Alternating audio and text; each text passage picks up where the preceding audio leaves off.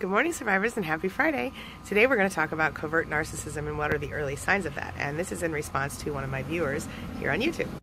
So we all know the basic traits of narcissists, and most people associate narcissists with those traits, such as grandiosity and needing to be the center of attention, lack of empathy, something they call grandstanding, where people just, kind of keep you guessing, keep you going all day or all night with a fight or an argument or blatant disrespect, things like that. But there's another type of narcissist that's crazy sneaky, and those traits aren't always so obvious, and those are the ones I think that are harder for people to discern and see. Okay, so we're going to talk about that.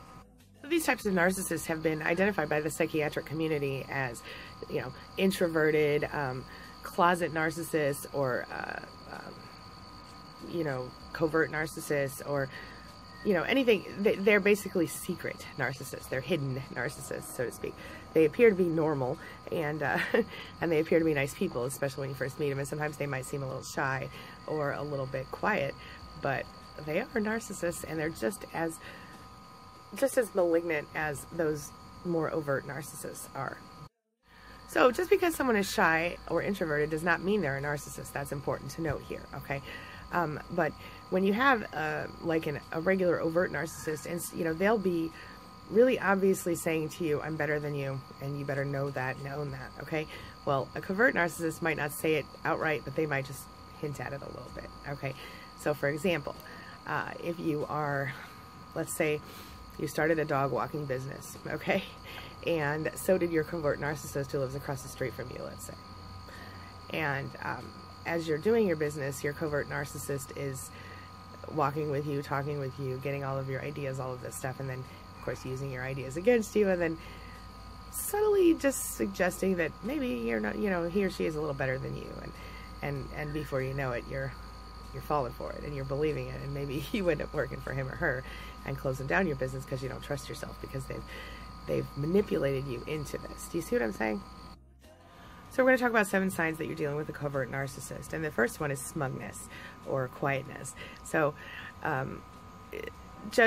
regular narcissist will blatantly say outright, "You're wrong, I'm right, blah, blah, blah." They're just really out there with it. Well, a covert narcissist won't say anything, but they'll judge you. They'll quietly judge you and then subtly tell you in your conversation or tell other people around you that, that you're wrong and they're better than you in different ways. They're more sneaky about it, right? So they're very judgmental people. They seem to be nice, regular people, and it turns out they're incredibly judgmental and hurtful. So yeah, they are smug. They have like a superiority complex, but the secret truth that they hide from you is that the reason they act that way is because they're so incredibly insecure about themselves, and they don't really trust who they are, so they have this false self, just like all narcissists do, okay?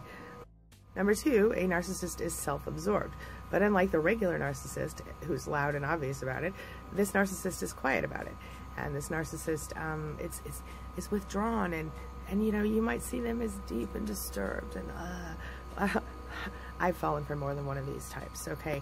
I went through this thing where I really liked the quote-unquote bad boy types, and I was looking for people who had different ideas about the world, and I tended to find myself into people who were angry and bitter and etc., etc. So it's interesting. But yeah, covert narcissists, they're shy, they're quiet, they're different. Of course, one thing all narcissists have in common is lack of empathy, and you can see this manifesting in these guys or girls, these types of covert narcissists. They do things like this when they are feeling shy or feeling like they're not getting enough attention from you, or you're paying attention to someone else, things like this. So, for example, say you're not feeling well, and the narcissist wants you to take them to the mall or take them to the store, or say you're not feeling well and the narcissist needs you to do anything for them. This is an example of where you'll see a covert. They'll pout, they'll throw a fit, they'll scream and complain. They might not even scream, they might just complain or throw a fit and make you feel terrible for being sick. You end up apologizing for being sick. It's just like a regular narcissist there. Then there's the passive aggressiveness, just like a regular narcissist, only in this case, instead of being obvious about it or making it seem, you know, they're sneakier about it, you know. So their passive aggressiveness might be a horrible look that you get across the room, or it might be saying they'll do something and not doing it. Like, for example, like say you're married to a narcissist and your mother's having some big, I don't know, retirement party, and you need to go to this party early and set some stuff up, and he says, oh, or she says, oh yeah, I'll be there, I'll help you decorate, I'll do all these things. And then at the last minute when it's time to leave, they back out, and of course this is a once in a lifetime deal, and you need to be there and do your thing, so you have to go, and now you're stuck there stressing out because this person's sitting at home stewing and pouting that you're not doing whatever they think that you should be doing when you're just trying to help your mom. You see what I'm saying? It's little stupid things like that they'll just pick and pick and pick. They appear to be highly sensitive, as in you can say anything to them and they can act like you have just literally blown the whole world out from under them. You know, for example, if they say, you know, let's say your wife says, oh honey, I'm gonna go away on a girls' weekend. She's a narcissist. And let's say that she, you know, she manipulates you. I'm gonna go away on a girls' weekend, and you say, well, where are you gonna go? Well, I don't know yet. Oh, okay. Well, when are you gonna go? Well, I don't know yet. Well, who's gonna be there? I don't know yet. You know, it's being evasive, it's being manipulative, it's putting you in a position to wonder, and that's what they love to do. They love to keep you guessing. So they'll do the fight or flight thing. Either they will fight you by aggressively attacking you on every personal level they can come up with, or they will fly by withdrawing and shutting up. Either way, they're going to try to hurt you in the process. Okay, so they'll give you the silent treatment, or they'll just keep attacking you until you just give up. And the way they attack is kind of sneaky, and people who don't know them might think, oh, he's such a nice guy, he'd never treat her like that, or she's such a nice girl, she'd never treat him like that. It's bullshit. Y'all know it's bullshit. They're sneaky, and it's painful, and it's not good for anyone involved. I would like to point out, again, that all highly sensitive people are not narcissists. In fact, narcissists aren't really that sensitive. They're just so concerned about their own feelings and ego that they can't focus on anything else. Okay, whereas a highly sensitive person is more likely to feel that from them and try to make them feel better, and that's why they, of course, attract people like that. Narcissists attract empaths, empaths attract narcissists. I think almost because we're their polar opposites. It's kind of weird. And like regular narcissists, covert narcissists are often really interested in being considered special or different, and they will tell you that about themselves, that I'm different than everybody else, I'm different, but really they're not, they're just the same. But if you can't acknowledge their superiority and their uniqueness and their specialness, well, my gosh, you better get ready, because you're going to experience some really painful narcissistic injury, meaning they're going to be injured and take it out on you, right? And a lot of covert narcissists will do things that allow them to be like kind of the king or queen of their little world, right? So they might get real involved with a particular video game where everybody else who plays the video game knows them, and you know, they have some little special leadership in this little tiny group in the world, or they might you know, have a very small clique that they focus on, and they're the leader of. They want to be the center of attention, but they don't want to be. They want everybody to think that they're just like that, and everybody just likes them because they're so cool or whatever. But in reality, a lot of these guys and girls don't have any friends, and all of their friends are superficial. You know, for example, my ex-husband, when we got married, he literally had no friends, and he had no one to be his best man, and I should have called that a red flag right then, but no, I didn't, because I was stupid and young. Not stupid, just inexperienced with life, I guess. But so my ex-husband actually ended up bringing almost a stranger to our wedding to be his best man, who he originally told me was a really good friend of his, but it turned out he wasn't. In fact, the guy told me right before the wedding that he didn't really even know my ex-husband that well. I felt really weird about that. Yeah, there's a reason. People who are covert narcissists, they don't know. People don't know who they are because they hide their real selves from the world, and then they come back and expect the world to agree with the false self that they're showing. Well, little things like wedding days and best men kind of prove sometimes that it doesn't work that way.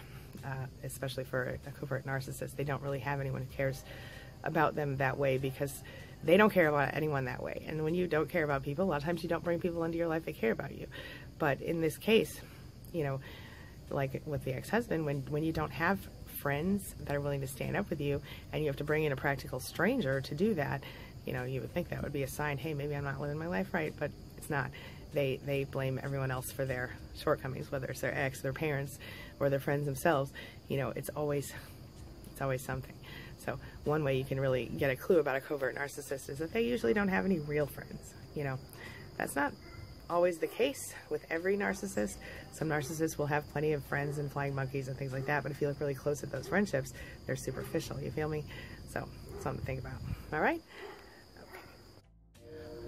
So do you think you're dealing with a covert narcissist, a vulnerable narcissist, a closet narcissist, a secret narcissist? Do you think you're dealing with one of those? Tell me what you think in the comments. Tell me, do you think that, you know, what signs have I missed? What signs did you see and agree with? What are the things that you've dealt with, and how did you get through them if you have gotten through them? Share your thoughts in your comments in the comment section below. Don't forget, you can visit queenbeing.com to check out my work on narcissism and narcissistic abuse recovery. Visit narcissismsupportcoach.com for a free 5-day email course. Visit booksangiewrote.com to get my books, and if you'd like to schedule a coaching appointment with me, you can visit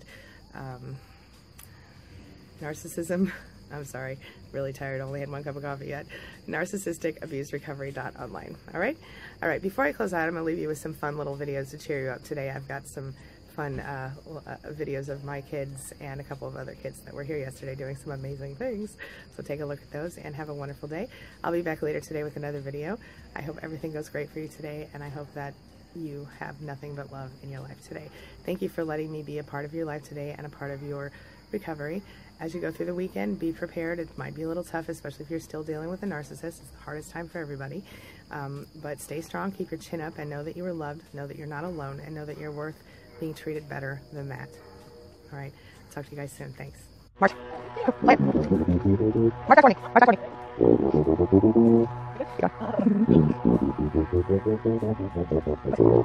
Yeah. Wow, that's amazing. Can you do it again? Or you got any other tricks you want to show me? Okay, let me see it.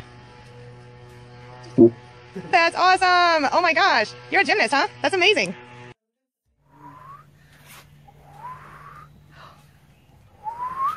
Nice. Nice. Yay. Woo, that was good. Wow. Wow, very good. Anything else? We'll dance, What? Nice, nice.